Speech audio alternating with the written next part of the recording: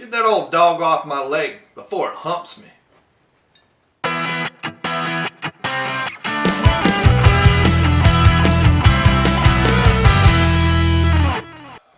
Hey, it's Brainmuffin back with a beer review.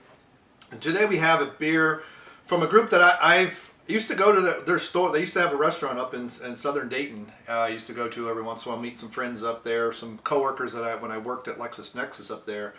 And that is Thirsty Dog. So I don't think I've done a Thirsty Dog Brewing in quite a while. So this is Old Leghumper Robust Porter. So I had a lot of IPAs after a while. It's like I need something that's a little bit different, and this is good.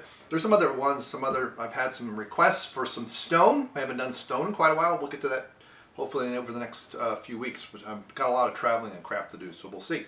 But anyway, back to the Robust Porter. So this should be a nice dark beer, like a dark brown, a deep brown. It should have some hints of roasted malts. It should have some hop bitterness, and that. So, you know, deep roasted milk, silky smooth. There we go, including blah blah blah right on the side.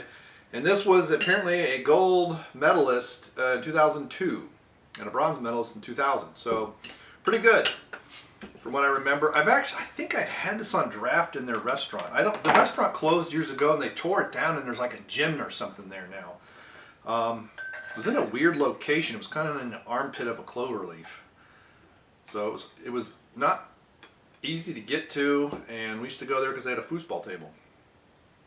That's what we used to do quite a bit when I was on that LexisNexis project. And that's one of the things I miss the most. I don't miss that long drive. Miss all the guys and a couple women that he worked with. This one Chinese lady, one of the best programmers I've ever met in my life. She was fantastic. Oh, nice roasted malt right on the nose. I mean, it's not burnt malt, it's just roasted. So the stout's going to have a darker, thicker roast feeling, almost a burnt feeling for a good stout. So, and you can almost smells almost oats or biscuits or something.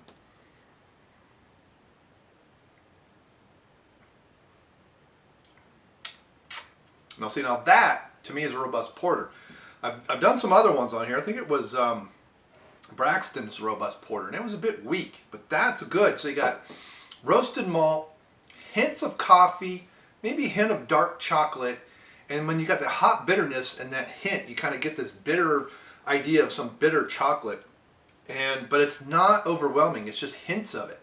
Now, as a stout, I would expect to have very good heavy coffee flavors, dark, maybe some chocolate notes.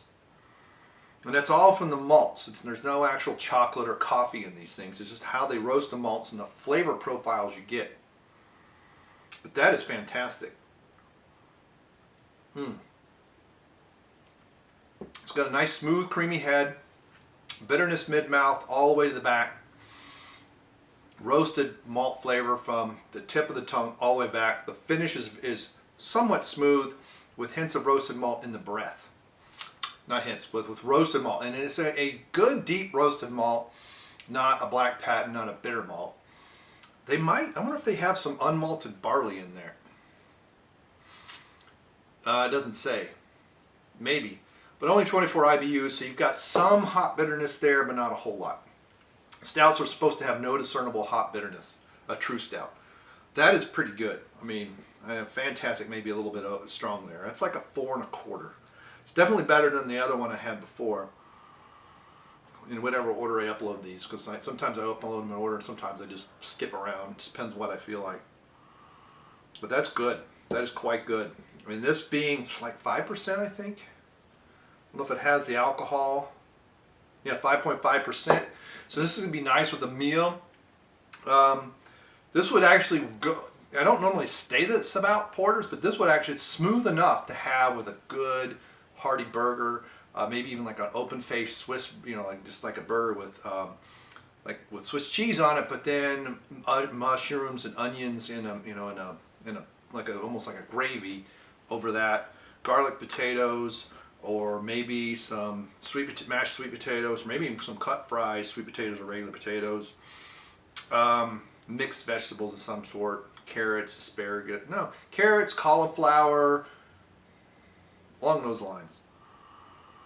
It would go very well with that. You could actually have this as a pseudo, it wouldn't be a dessert by itself, but it does have enough smoothness with hints of breadiness that if you put in, say some good vanilla ice cream with this, you can make a nice float out of it. So you could make it out of dessert, but you don't have, it's not a milk stout, so you don't have that maltose sweetness in there. So it would kind of, I think it would counterbalance it. It'd act almost like a cream to that coffee flavor without overdoing the sweetness at all. So there you go. 4 1/4. I'm going to update what I gave it before. 4 1/4 is my check-in. That is definitely quite good. It's one of the better porters. And if you can get this on draft, I imagine that that slight harshness would be toned down. Now on draft it might be too sweet to the tongue to have as a float, but maybe, you know, maybe not. You could do this instead of coffee with, say, like a blackberry cobbler. You could do this. There's enough coffee notes that, unless you're a really big coffee snob, it'd probably be enough to kind of counterbalance it. And it's not overly sweet, and the tartness of the blueberries, and probably usually places that do a cobbler like that, they've got some kind of glaze or some kind of sugariness on the top.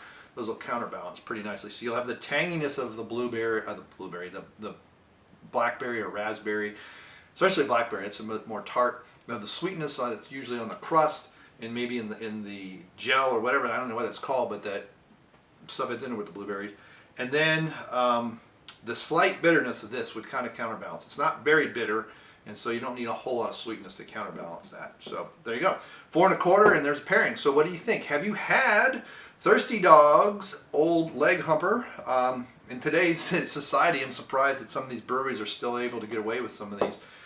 You know, it's just as offensive as if you wanted. If you don't, not offended, I mean, I'm not. It's just kind of silly to me. It's kind of juvenile, but hey, we need to laugh at something. So there we go. Have you had this? Thanks for clicking like. Thanks for sharing. Thanks for viewing. I'm trying very desperately to keep these to 5 to 7 minutes. All of the YouTube analytics tell me that's where most people watch. So sometimes I blabber on a little too long, and I think I have this time. So thanks for your patience, and we will see you. Bye.